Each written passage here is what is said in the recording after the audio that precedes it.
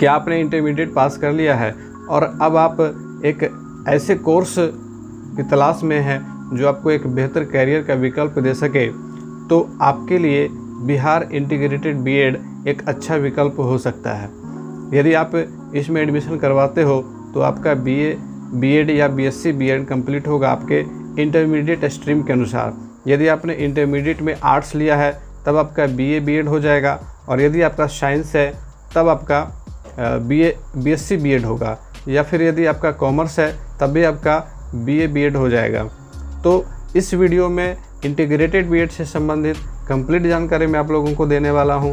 पूरा video watch करने के बाद आपके मन में जितने भी सवाल होंगे उन सारे सवालों का जवाब आपको मिल जाएगा। फिर भी यदि आपके मन में कोई सवाल रहता है तो आप हमें कमेंट करके ज़रूर पूछिएगा। सबसे पहले यहाँ देख लें कि ललित नारायण मिथिला यूनिवर्सिटी इसका नोडल यूनिवर्सिटी है। इसी के द्वारा एग्ज़ाम कंडक्ट होगा और काउंसलिंग की प्रक्रिया होगी, नामांकन की प्रक्रिया होगी। सारा कुछ अरेंजमेंट ललित नारायण मिथिला यूनिवर्सिटी के द्वारा किया जा रहा है। कामेश्वर नगर, दरभंगा, बिहार इसका एड्रेस है। सबसे पहले समझें कि इंटीग्रेटेड बीएड है क्या।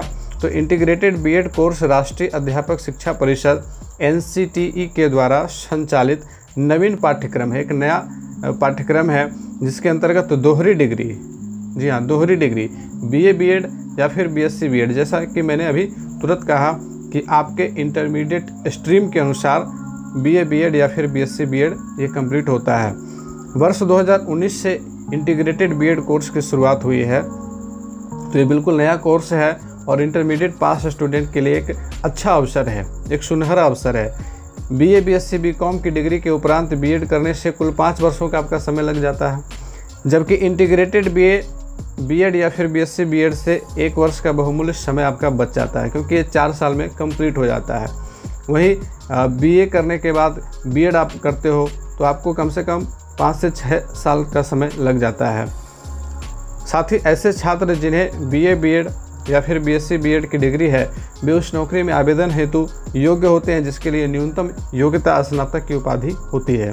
ठीक है, वैसी सारी नौकरियां जहां स्नातक की उपाधि न्यूनतम उपाधि होती है तो उनमें भी आप योग्य होगे, उसमें भी आप अपना आवेदन वहां पे डाल सकते हो। ऐसा नहीं है कि बीए बीएड कर लेने के बाद आपको केवल टीचिंग लाइन में ही जाना होगा, आप किसी भी क्षेत्र में जा सकते हो। सभी के लिए यह डिग्री आपके लिए वैलिड होगी, तो ये गोल्डन अपॉर्चुनिटी आपके लिए होगी। कोर्स का नेम है 4 years integrated BA BEd and BSc BEd course. Integrated BEd course क्या है? तो इंटीग्रेटेड बीएड कोर्स के अंतर्गत 2 डिग्रियां एक साथ दी जाती हैं, बीए बीएड अथवा बीएससी बीएड। ठीक है, इंटीग्रेटेड बीएड कोर्स के लिए कौन लोग आवेदन कर सकते हैं? एक सवाल ये भी उठ सकता है आपके मन में कि कौन कौन से लोग एलिजिबल होंगे। तो इंटीग्रेटेड बीएड कोर्स के लिए वे सभी अभ्यर्थी जो +2 या इंटर स्तर पर अनारक्षित श्रेणी के अभ्यर्थी के लिए न्यूनतम 50% अंकों एवं आरक्षित श्रेणी के अभ्यर्थियों के लिए न्यूनतम 45% अंकों से उत्तीर्ण हो आवेदन कर सकते हैं। ठीक है, इस बात को आप लोग समझ लें कि यदि आप जनरल कैटेगरी में आते हैं तो आपको मिनिमम इंटरमीडिएट में 50% मार्क होना अनिवार्य है, और यदि आप आरक्षित श्रेणी में आते हो तब आपको 45% मिनिमम मार्क्स होने चाहिए। बात करें कि इंटीग्रेटेड बीएड कोर्स की अवधि कितनी है, तो इसकी अवधि 4 वर्ष की होती है।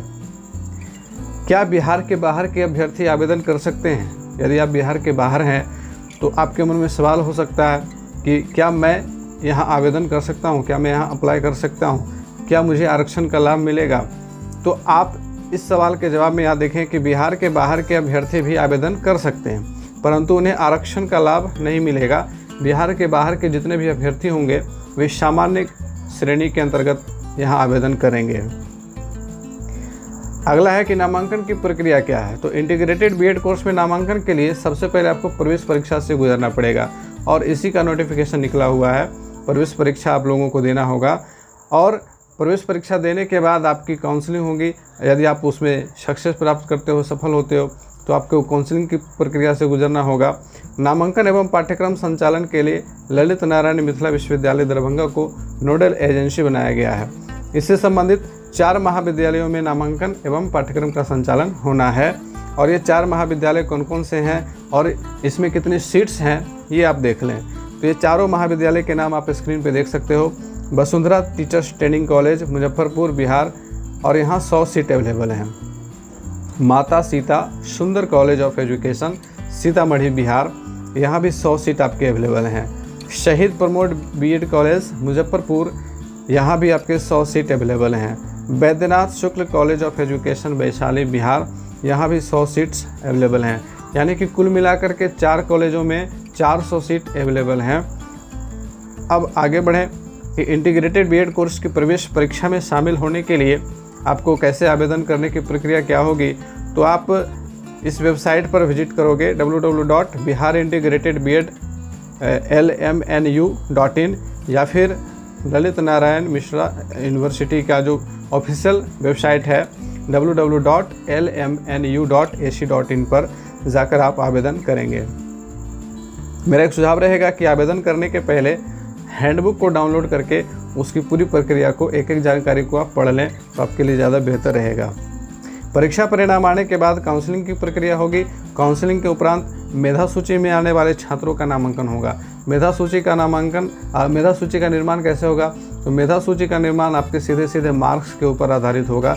जितने ज़्यादा जिसके मार्क्स होंगे, जितने ज़्यादा रैंक में आ जाएगा जिसका मार्क्स, उसी का सिलेक्शन होगा।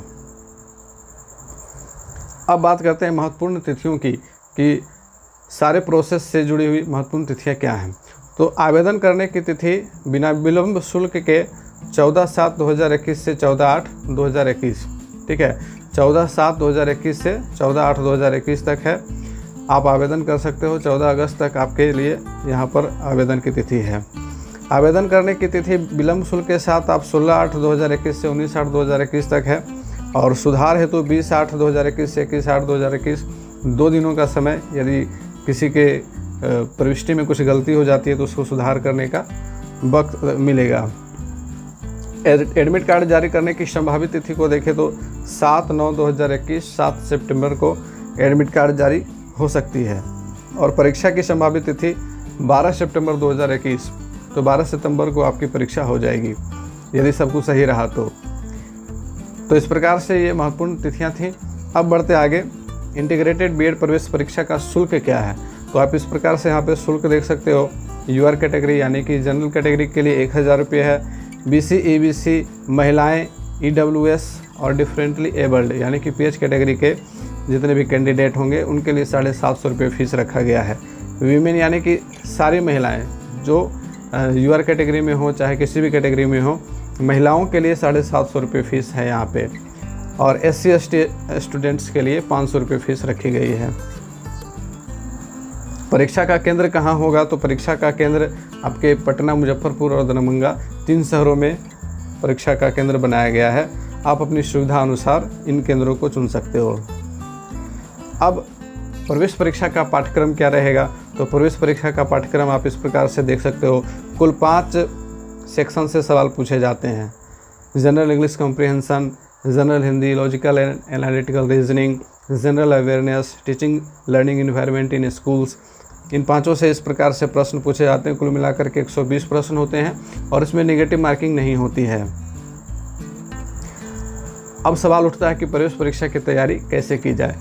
तो विगत वर्षों के प्रश्न पत्रों को डाउनलोड करके उसका अभ्यास करें, यह सबसे पहला मंत्र है, ठीक है। और इसके लिए आप हमारे चैनल पर लगातार विजिट करते रहें। आपको बहुत सारे क्लासेस मिलेंगे जिनके माध्यम से आप तैयारी कर सकते हो।